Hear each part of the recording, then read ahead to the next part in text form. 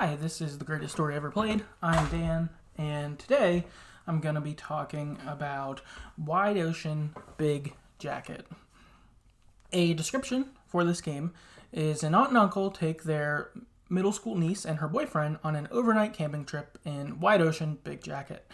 Take part in a classic camping trip, roast hot dogs on the fire, go bird watching, tell ghost stories, grab a beverage from the cooler, and do cartwheels on the beach.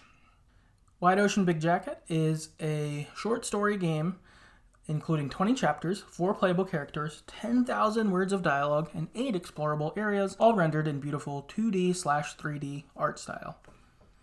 Okay, and then last, just a production note real quick.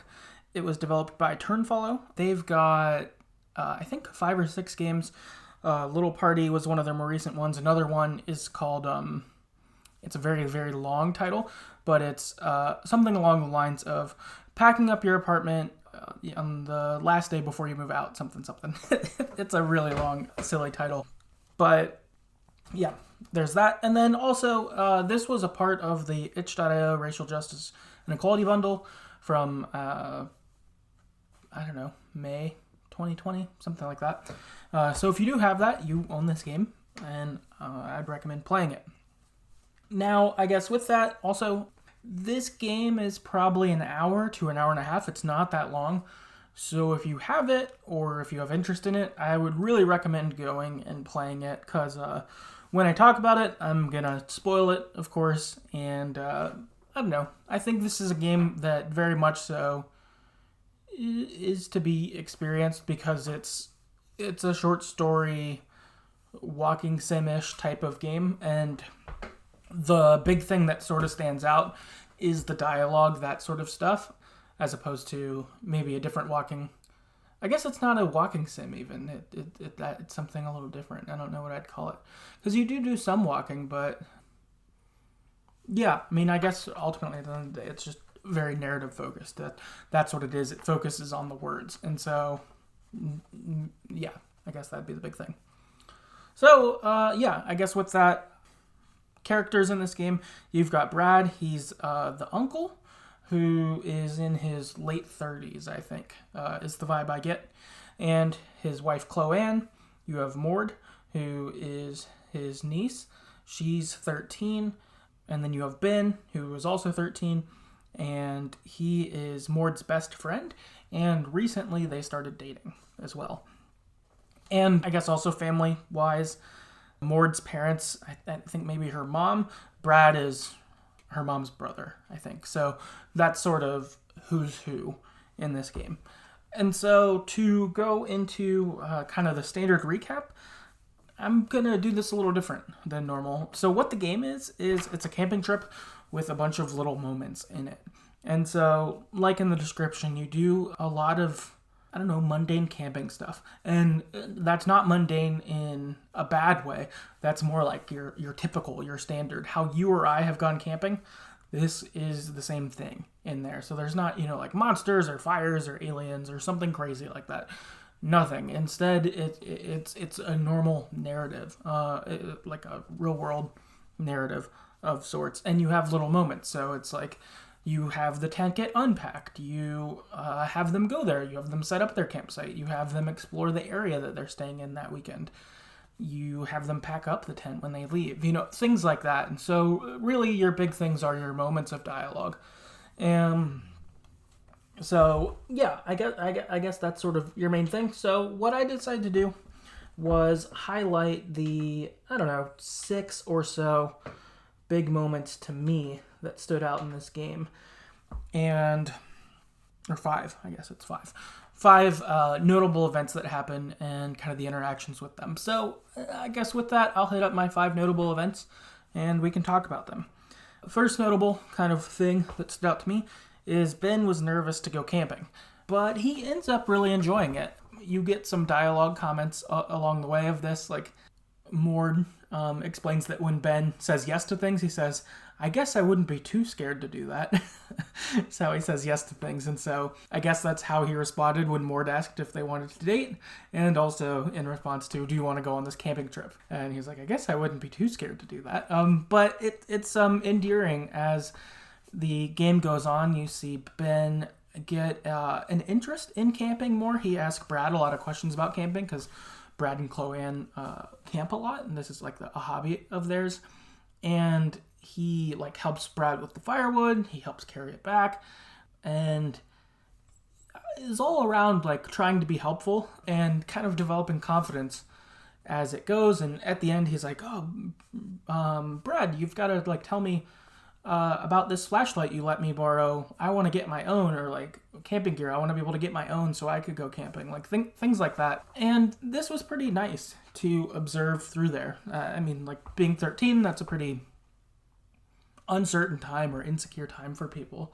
And you certainly see that with Ben, that he's sort of uncertain of himself or of things, and seeing him grow confidence and then see a new interest. I really liked that, and I thought that was cool, and cool that this interaction was impactful like that. So I thought that was pretty cool. That was a good interaction I enjoyed. Highlight number 2 is Ben tells a scary story. So after the group of them are all sitting around the fire and telling stories, and they tell ones that are like, ooh, that's sort of scary. And so then Ben's like, okay, well, I've got one. So my mom and dad always took a nap from 2 to 3 o'clock in the afternoon when I was little, and I wasn't allowed to bother them. I had to like just watch TV then. And so one day I'm sitting on the couch and I hear some noise coming from the sink, and I get there and I have to stand up on a stool to look in, and I see a little mouse and it can't get up. It's too small, but I feel bad for it. I think it wants me to give it food, so I give it a cracker. And you know, that goes on. I leave. The next day it comes back. Same thing.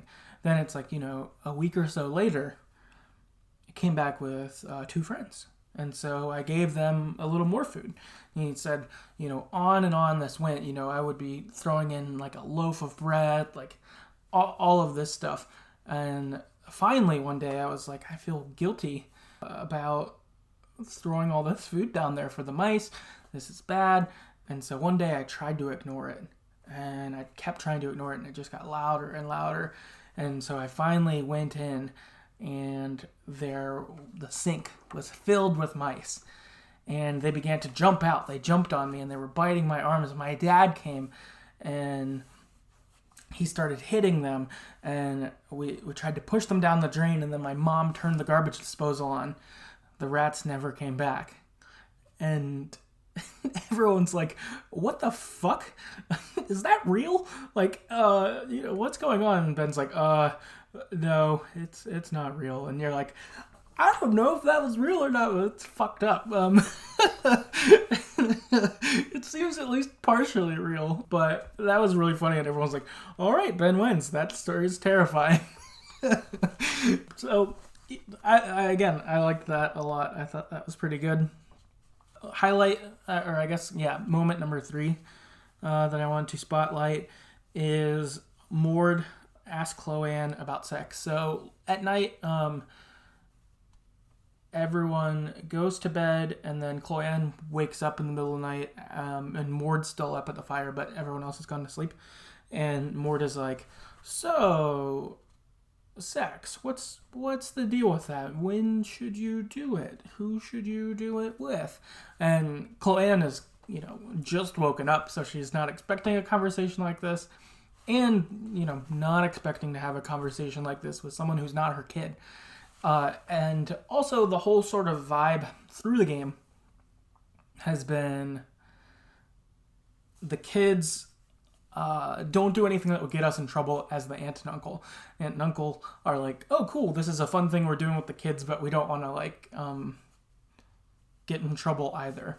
So, like, they find out that Ben and Mord are dating on this trip, and they're like, does your mom know? And they were like, no. Like, well, don't tell her now. Like, how did you... Don't get us in trouble, like things like that. So this conversation pops up, and Chloe, I think, navigates it pretty well, especially for being someone who woke up in the middle of the night to go pee, and then they gotta sex conversation with someone who's not their kid, asking about it like sprung on them. I think she handled it pretty well. And ask questions, and her advice is basically, you don't have to rush into it. Make sure you do it with someone you really want to. You don't want to, I don't know, just do it because you feel like you should, but you want your first time to be special, all that sort of stuff. And Mord was like, okay, cool, like, that makes sense.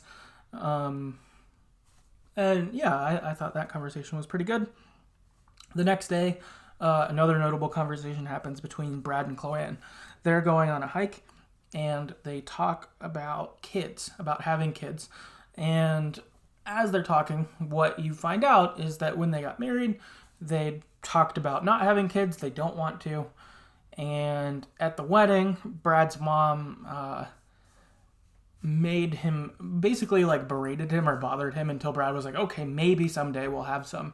And Chloe was like, what? Like, no, we've said no, we don't want to. And, Brad kind of being like, yeah, okay. And so he tries to kind of bring it back up here and is like, so, like, could we have this conversation? Maybe we do want to. And Chloe's like, no, I don't want to. My opinion hasn't changed on that. And, like, I like our life that we built together. I like the things we get to do and how it is here. And Brad is kind of comes to a, like, yeah, you're right. Like, and, I think that I can be a really good uncle, like we are trying to do this weekend, right? Doing this camping trip with my niece and that sort of stuff. And Chloe's like, yeah, exactly. Like, that's cool. And also, like, I'm looking forward to doing our own thing soon too. Go on our own vacation, go camping ourselves after this because it's different than what we do.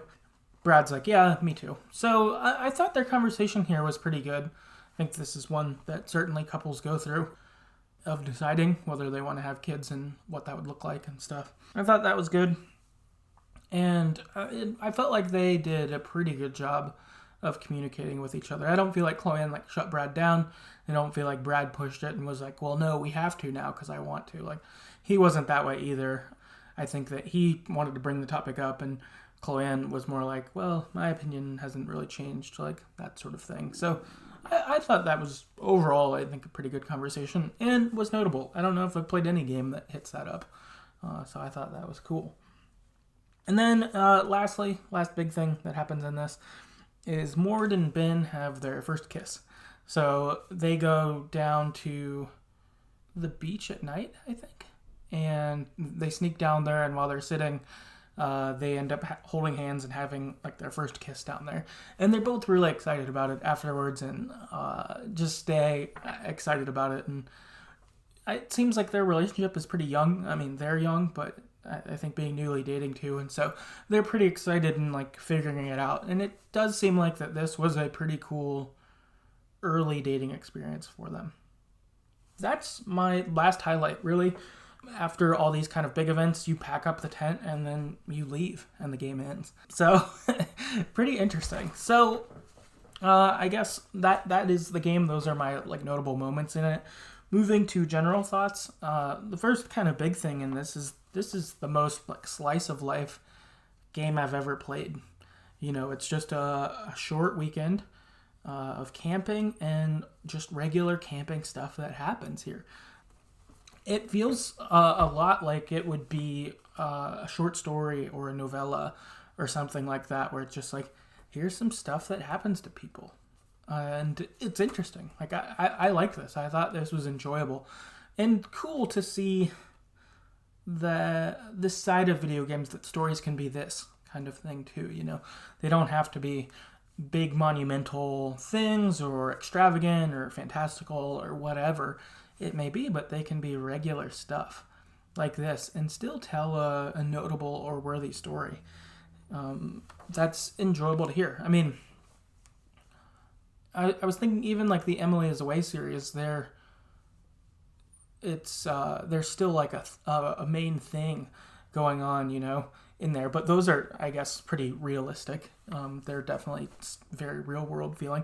So this might be able to be adjacent to that in a sense, but I don't know what else I've played that would really fit quite in this camp of things, of just like